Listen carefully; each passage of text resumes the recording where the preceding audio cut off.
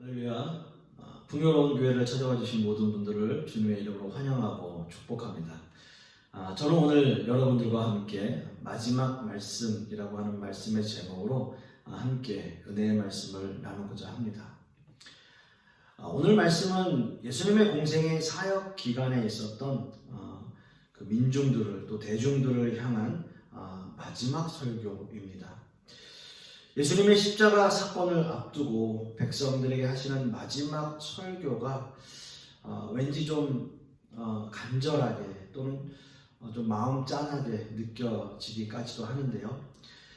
예수님은 많은 사람들의 환호를 받으며 예루살렘 성을 입성하셨지만 결국 주님은 십자가에 달려 죽으셨어야 했던 거죠. 하지만 수많은 백성들은 이런 예수님의 모습들, 행동들, 또 그런 사건들을 이해할 수가 없었던 겁니다. 예수님의 행동 하나하나, 또 말씀 하나하나를 어떤 의미에서 이해할 수가 없었던 거죠. 오늘 본문 말씀의 시작도 역시 무리가 예수님에 대한 의구심으로 시작이 되는데요. 도저히 이해할 수 없는 예수님의 말씀에 대해 질문하고 있는 거죠.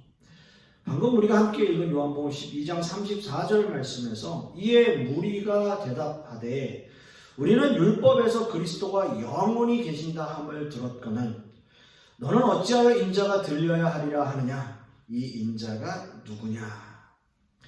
라고 예수님께 질문하고 있습니다. 인자가 누구냐라는 거예요. 왜냐하면 그들이 지금까지 율법을 통해서 하나님의 말씀을 통해서 그들이 이야기 들었던 것은 그리스도가 우리와 영원히 계신다. 그리스도가 우리와 영원히 계신다. So Christ will remain forever.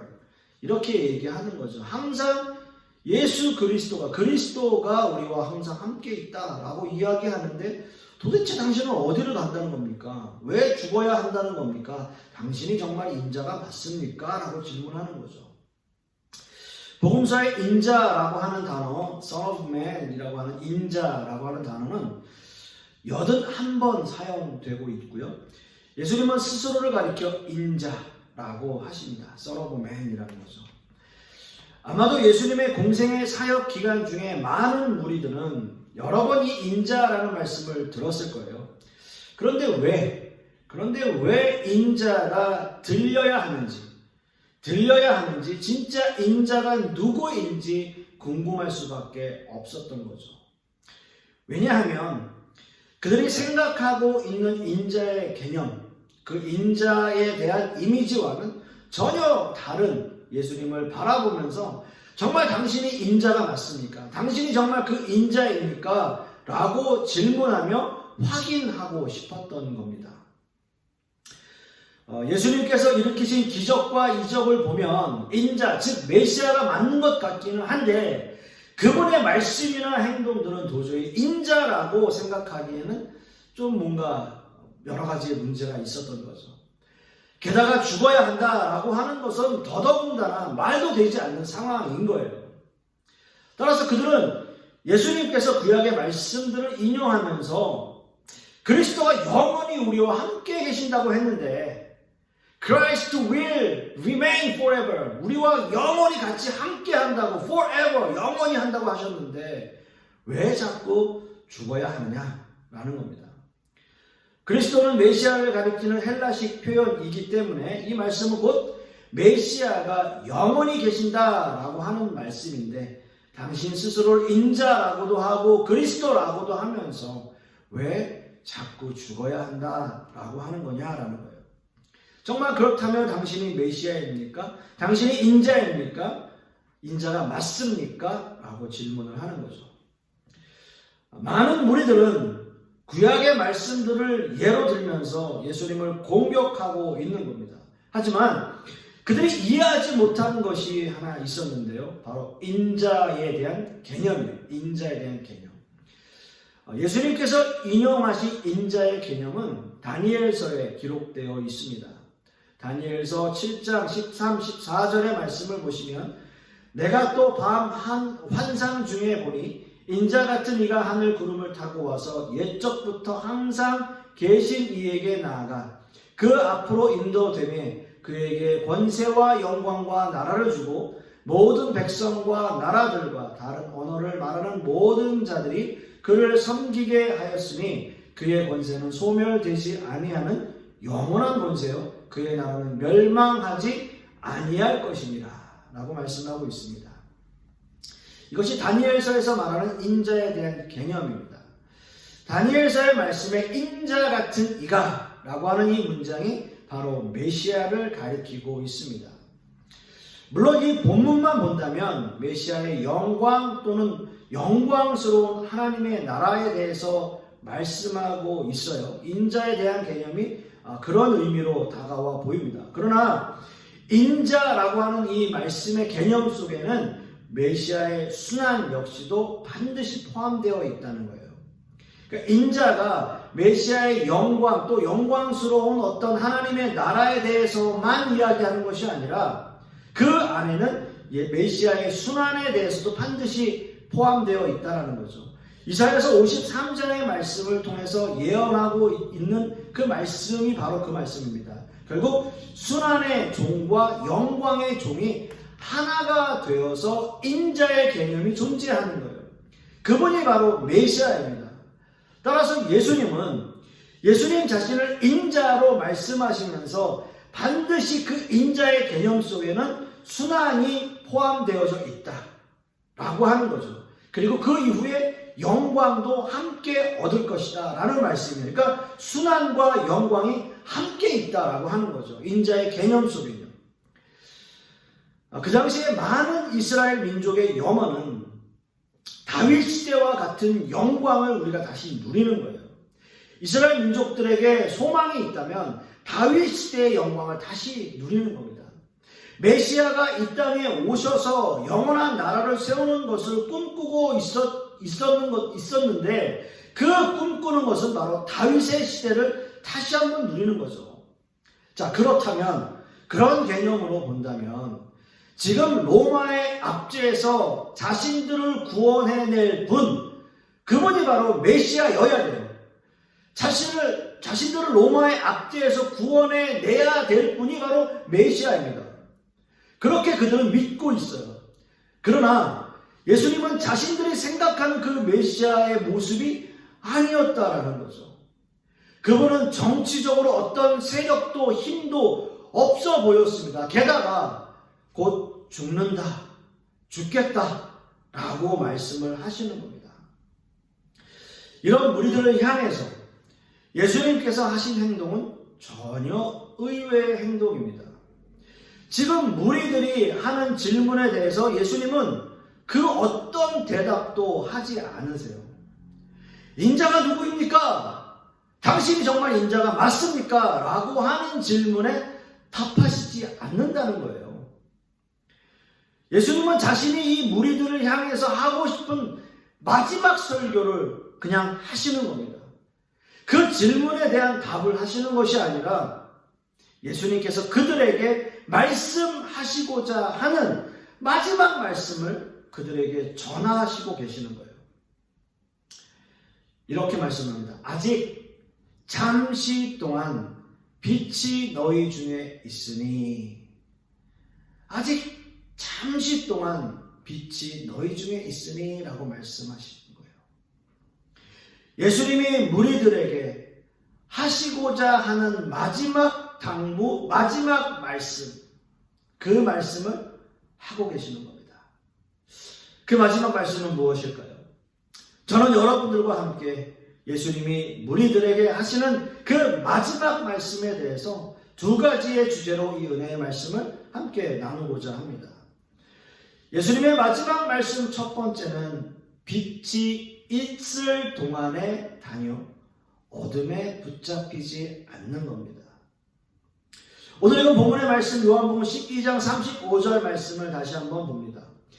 예수께서 이르시되 아직 잠시 동안 빛이 너희 중에 있으니 빛이 있을 동안에 다녀 어둠에 붙잡히지 않게 하라. 어둠에 다니는 자는 그 가는 곳을 알지 못하느니라.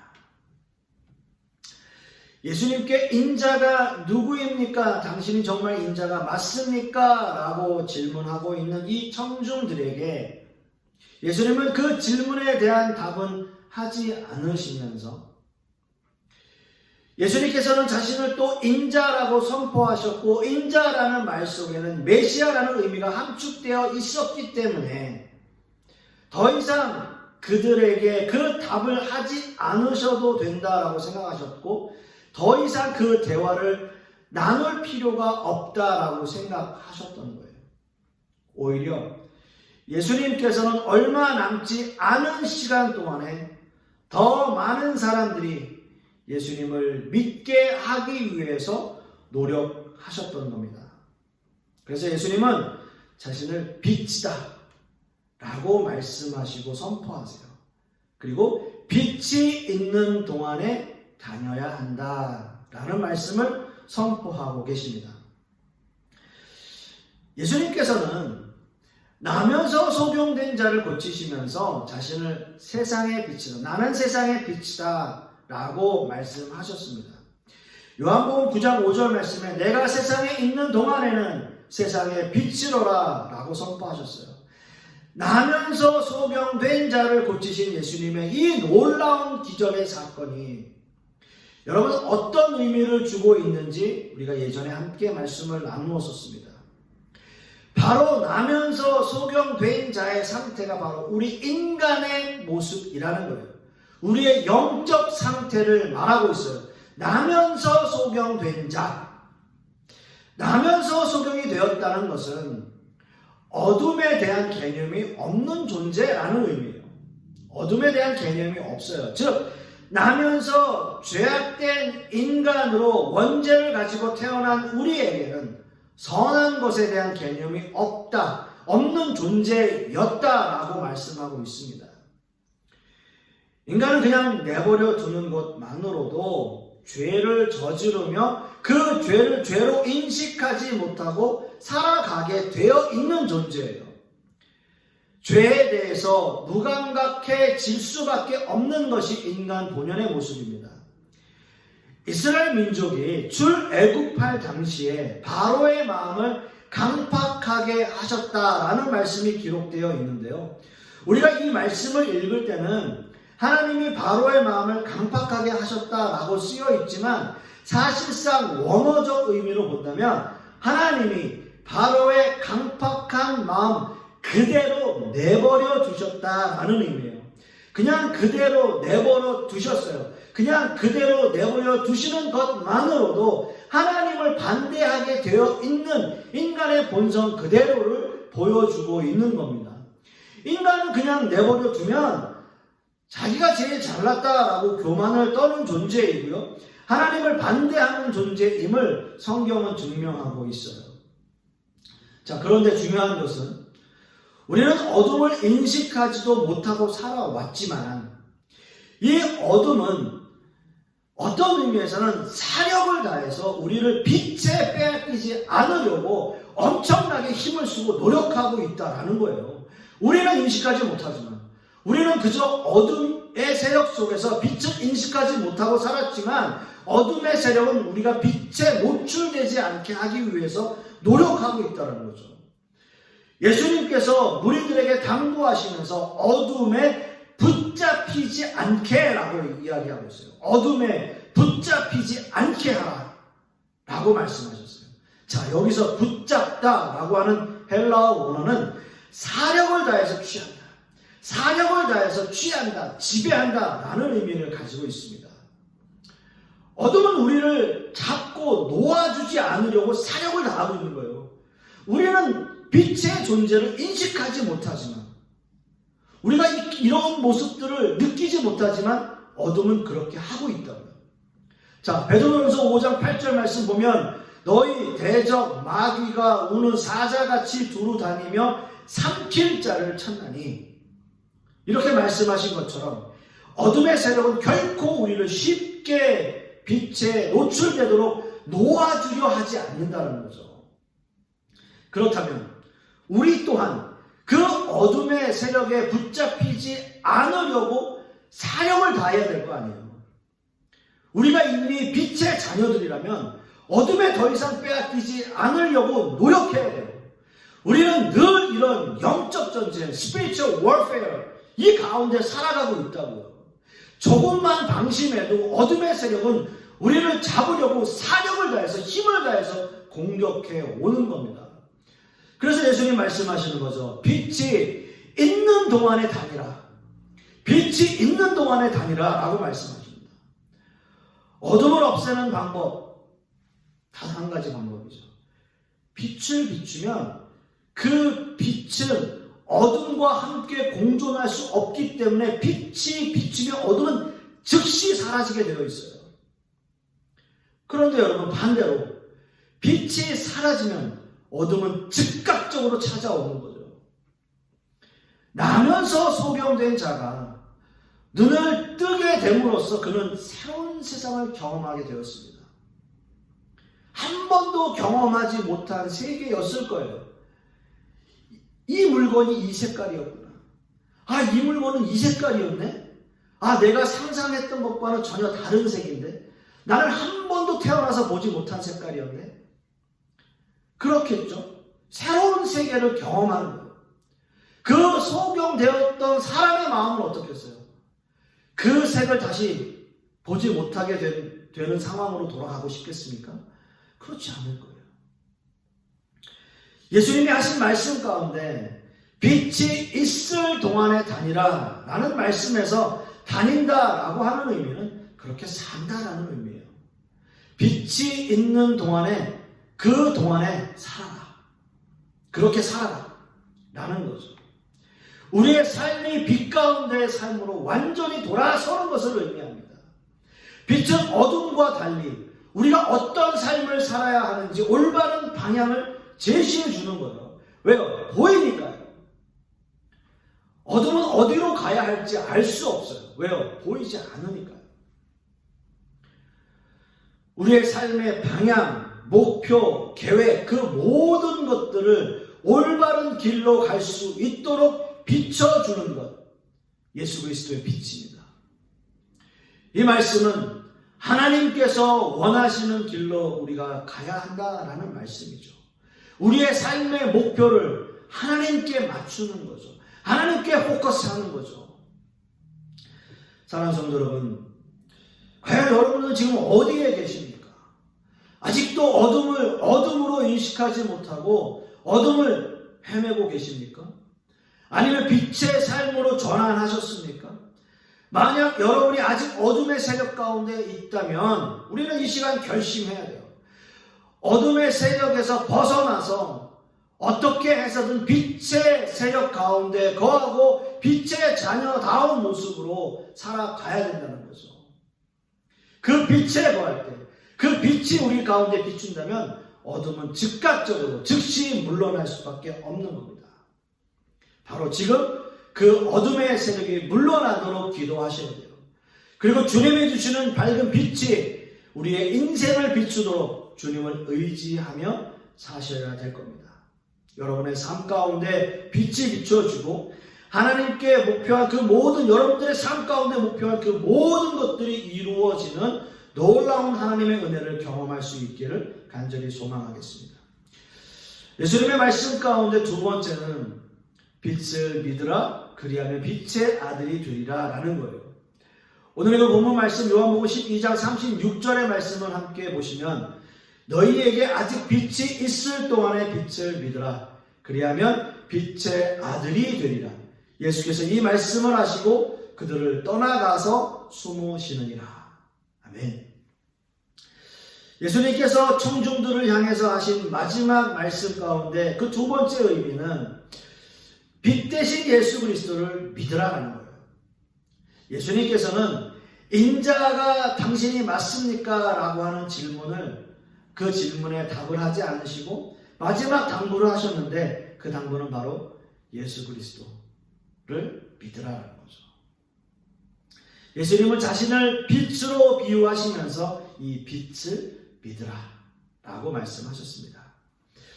오늘 읽은 짧은 이 본문 가운데서 빛이라는 단어가 무려 5번이나 사용되고 있습니다. 자, 그런데 이 빛이라는 단어 중 첫 번째부터 네 번째까지는 같은 의미로 사용되고 있는데요. 즉 예수님을 빛으로 말할 때 모든 단어 앞에 영어로 정관사 the를 붙입니다. the light라고 부르는 거예요. 즉 이 말씀은 예수님이 바로 그 빛 자체이시다 라는 것을 의미하는 거죠. 예수님은 빛이시며 단 한 분, 유일하신 분이다라고 하는 의미를 가지고 있는 겁니다. 예수님은 빛을 비추시는 기능적인 의미로서의 빛이 아니라 바로 그 빛 자체이십니다. 예수님이 바로 빛이에요. Jesus is the light 라고 이야기합니다. 요한복음 1장 9절에서 11절 말씀을 보시면 참 빛, 곧 세상에 와서 각 사람에게 비추는 빛이 있었나니 그가 세상에 계셨으며 세상은 그로 말미암아 지은 바 되었으되 세상이 그를 알지 못하였고 자기 땅에 오매 자기 백성이 영접하지 아니하였으나 라고 말씀하고 있습니다. 예수님은 빛, 바로 그 빛 자체이신데요. 예수님은 그 빛으로 세상에 오셨지만 세상이 예수님을 알아보지 못했다. 그리고 믿지 않았다라는 겁니다. 예수님께서는 빛으로 오셔서 많은 사람들에게 자신을 알리셨어요. 어떻게 말씀하셨냐 하면 나는 세상의 빛이다. 나는 생명의 떡이다. 나는 선한 목자다. 그리고 나는 메시아이다.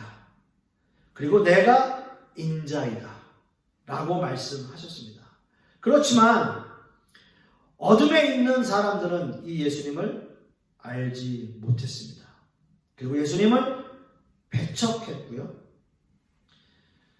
예수님을 십자가에 결국 죽였습니다.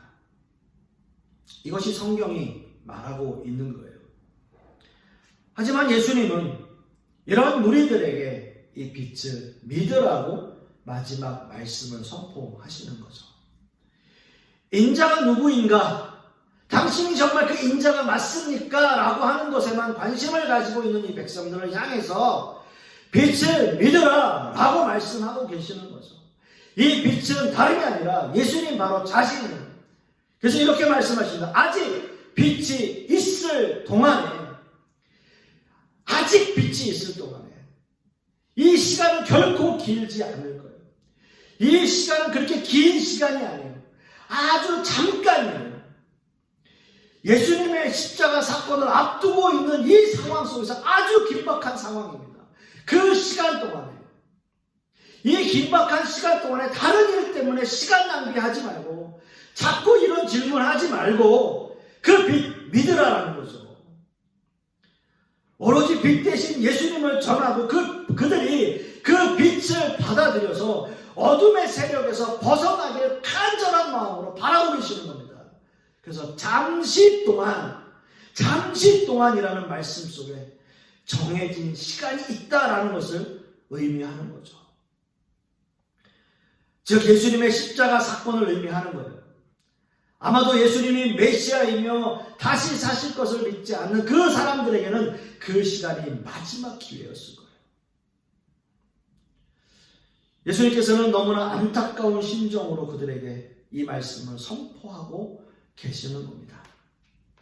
사랑하는 성도 여러분, 이 말씀을 종말론적 개념으로 본다면 그 당시 믿지 않는 사람들에게 잠시 동안이라고 하는 이 시간은 예수님의 십자가 순환까지의 시간이었을 겁니다.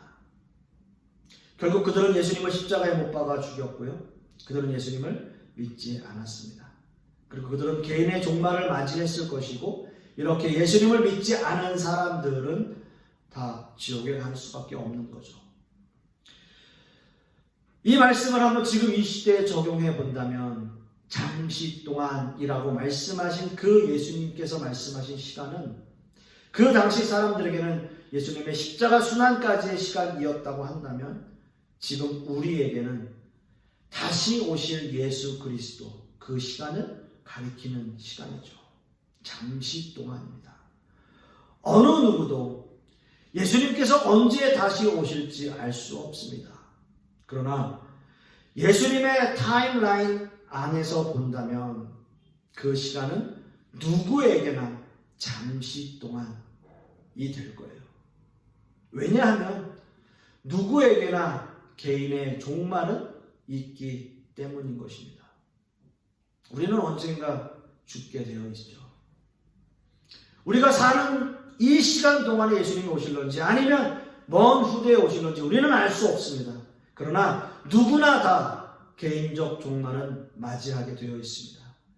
예수님께서 말씀하신 잠시 동안이라고 하시는 그 말씀이 너무 뼈저리게 와닿는 거예요. 만일 내가 어둠의 세력 가운데 있다면 빛의 세력 가운데 빛의 자녀다운 모습으로 살아갈 수 있기를 소망합니다. 사랑하는 성도 여러분, 빛의 아들들의 역할은 너무나 분명하죠. 더 이상 어둠에 다니지 않고요. 그 빛을 바라는 사람이에요. 빛을 바라는 이유는 어둠을 없애기 위해서입니다. 지금 이 시대에 빛을 밝히는 빛의 자녀들이 다 되시기를 소망합니다. 예수님의 마지막 말씀은 의외로 단순하고 명료합니다. 빛을 믿으라 라는 거예요. 그리고 그 시간은 잠시 동안입니다. 저와 여러분에게 주어진 이 시간, 간절히 소망하기는 빛의 자녀답게 살아가시는 저와 여러분들이 되실 수 있기를 간절히 소망하겠습니다. 기도하겠습니다.